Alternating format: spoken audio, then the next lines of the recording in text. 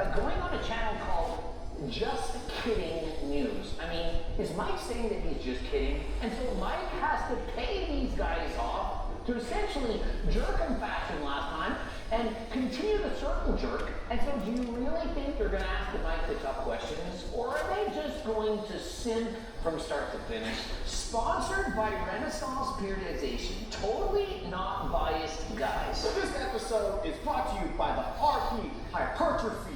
I investigated myself and found no wrongdoings. Mike finally justifies the relevance of his dissertation. Just 10 days, 1 YouTube video, 3 ridiculous statements, and 1 fraudulent dissertation copy later. And you have to go through a bunch of dudes joking about wanting to go to Epstein Island and an RP app ad to get to it. LMAO. And so let's just get right into it. I think he's a pussy.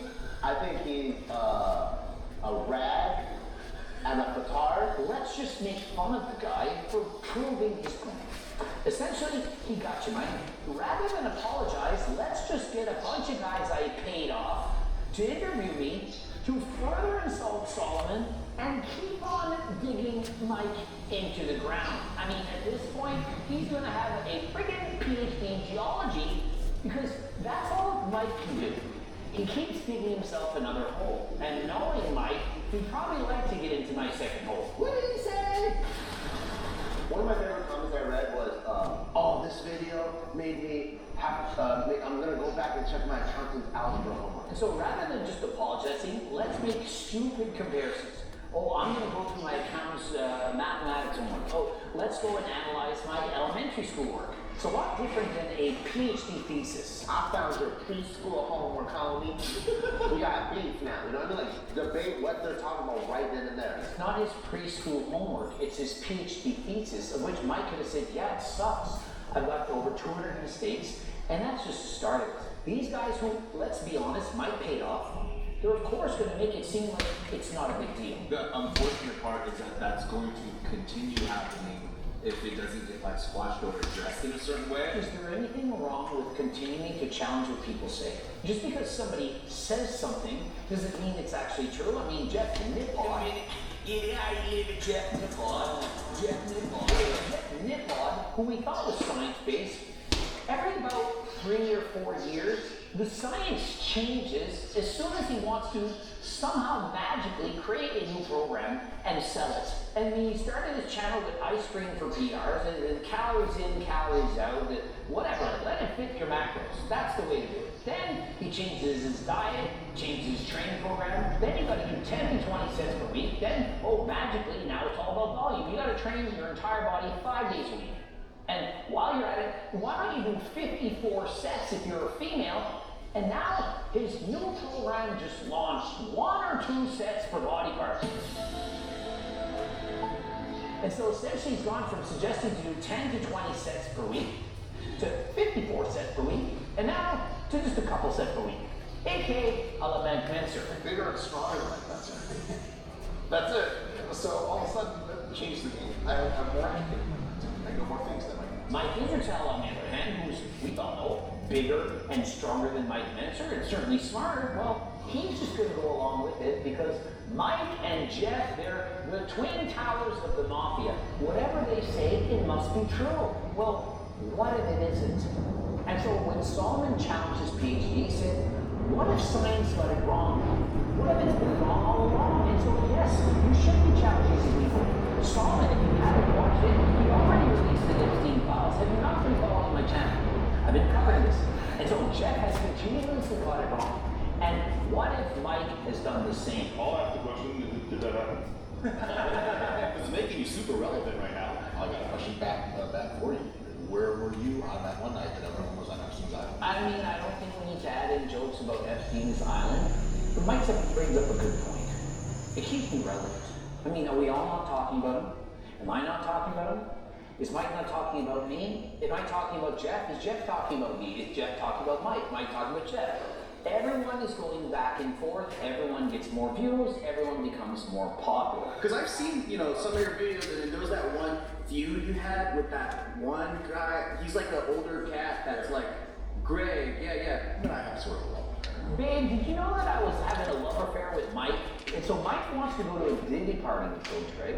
He wants to have a love affair with Coach Greg. And so, why engage? So the way Greg thinks about it is he says it's all WWE. Mike, it's like the WWE. It's not WWE. I'm not actually going to body slam you. I'm not going to take out a chair, the turnbuckle. But it's like WWE. We play characters. For sometimes we're the villain, sometimes we're the hero, sometimes people like us, sometimes people hate us. What Greg fails to explain is that WWE is both prescriptive and consensual. But Greg cares exclusively about virality and money. I feel like Mike is putting things into my mouth. Now, he'd probably like to put something of his into my mouth, of which I would not accept. But I don't think that I've stated that it's only about virality and money. However, obviously, anyone on YouTube that's being honest with you knows that making YouTube videos is about getting a lot of views and from that making a lot of money. And if you say that it's not, then prove it. We love money. You can spend it all kinds of. Mike Israetel wants to make a lot of money and wants to get a lot of views. Does anyone want to doubt me? I sell Turk Builder Max, I sell Geo2 Max, I sell sequel bars. Code Greg 15% off. Money back guarantee and all, but I want to sell all of these things. And I am, of course, trying to sell you these things, and I am going to be honest, and the more views I get, the more people are going to buy my products. And I mean, is it not clocking to you that I'm standing on business? It's not clocking to you that I'm standing on business, is it? And so you're going to tell me it's not about getting views, money, or getting followers? Let me show you this. Perhaps you all don't know this. But there are long-form videos and short-form videos. If you want to get a view, in order to have other people like me, I mean, Jeff's the guy that can't even take a photo for people. Yeah. Looks like I have a photo. Yeah, of course, it's bro. I'm not taking this. Hussein posts a video, people are in the comment section putting Jeff Nipper down. And what does Hussein do? He deletes the comments because he's trying to protect Jeff Nipper's image. This is Hussein Farhat.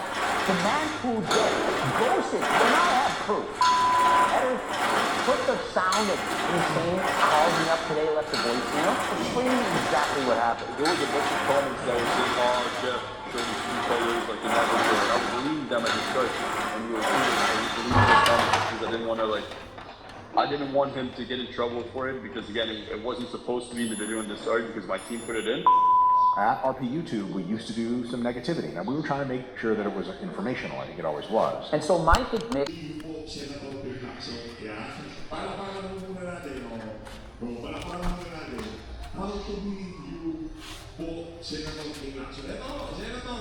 Send Pamphlet Lacson on Monday disclosed a net worth of over 244.9 million pesos as of June 2025. Up from net worth of more than 58 million pesos he declared when he previous term in the Senate ended on June 30, 2020. Palakpakan, congratulations, Senator Ping Lacson.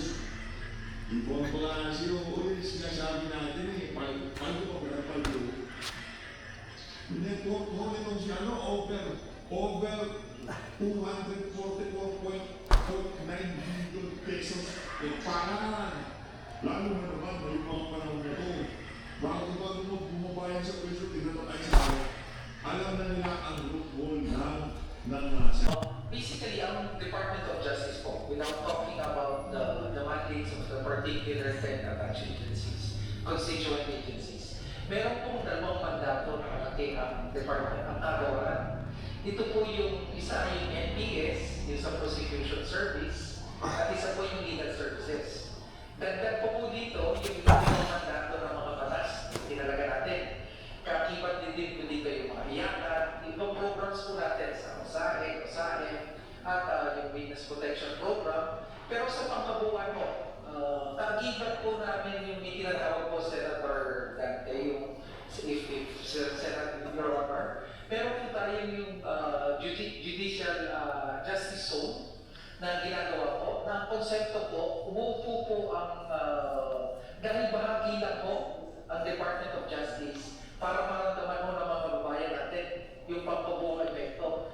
naupo po doon, sila Tayo po dalawa nag-uusap nito, I can easily understand. Opo. And as one, I will appreciate all of these programs that the DOJ has been struggling to do and have achieved over the years. Ang sinasabi ko, yung ordinaryong tao, you have prosecuted so much, for example, compared to the rest of the prior years.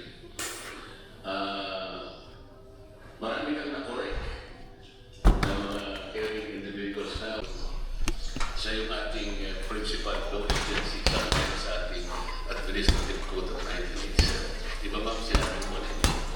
Sana pang-importante po ng role na ginagawa ng DOJ. Every year po in our work in the Senate, more particularly during this representation, as the chairman of the Blue Ribbon Committee tried his best to get to the bottom of the investigation. We're talking about the black story. Anonymous drugs. Ang sabi pa nga namin noon, sisisirin po namin yung bahana yan para makita natin ang mastermind. Napakahirap po ng objective na sinet namin yung lingkod. Kasi ayaw ko naman ng mapinpoint lang natin. Sabi ko nga po, usap-sap lang o maliliit na isda. Dapat yung matarget natin, yung pinakamalaking isda. Kasi siya yung nanggulo ng sistema kung bakit nangyari siya. And so, I maximize the potential. Naisip ko yung witness protection program.